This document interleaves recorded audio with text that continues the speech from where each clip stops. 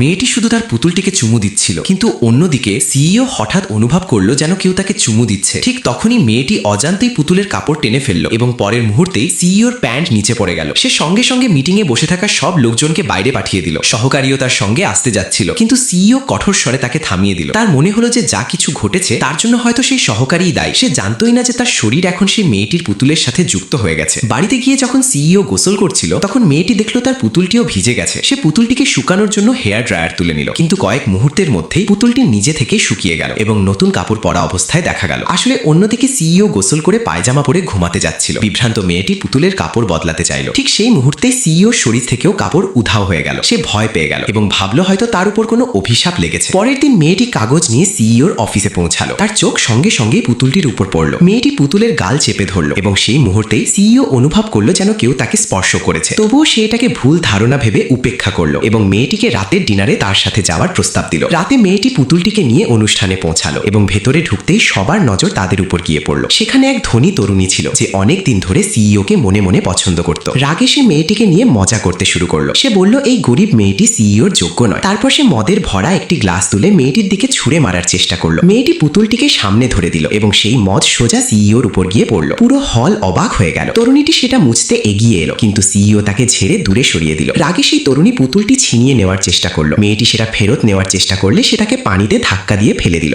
ভয়ে মেয়েটি তার হাত ধরে ফেললো এবং দুজনেই পানিতে পড়ে গেল। ওদিকে সিইও ঠিক তখনই নতুন কাপড় বদলেছিল, কিন্তু তার পুরো শরীর আবার ভিজে গেল। এখন তার পুরো বিশ্বাস হয়ে গেল যে পুতুলটি তার সাথে যুক্ত। সে আর কিছু না ভেবে পানিতে ঝাঁপ দিল এবং মেয়েটিকে বাঁচিয়ে বাইরে নিয়ে এলো। যখন মেয়েটির জ্ঞান ফিরল তখন সে দেখলো পুতুলটি গোসলের পোশাক পরে আছে। সে সেটা খুলে ফেলতে চাইল। ঠিক তখনই সিইও গোসল করে বাইরে বেরোচ্ছিল। সে চিৎকার করলো, কিন্তু তখন পর্যন্ত দেরি হয়ে গেছে। সে দ্রুত কাপড় তুলে পরে নিল। তারপর সে মেয়েটিকে কঠোর সতর্কতা দিল যে পুতুলটিকে আর কখনো স্পর্শ করবে না। টিকটক, ফেসবুকে লাইক, ফলোয়ার, ভিউজ কিনতে পারবেন followerhouse.com এই ওয়েবসাইট থেকে।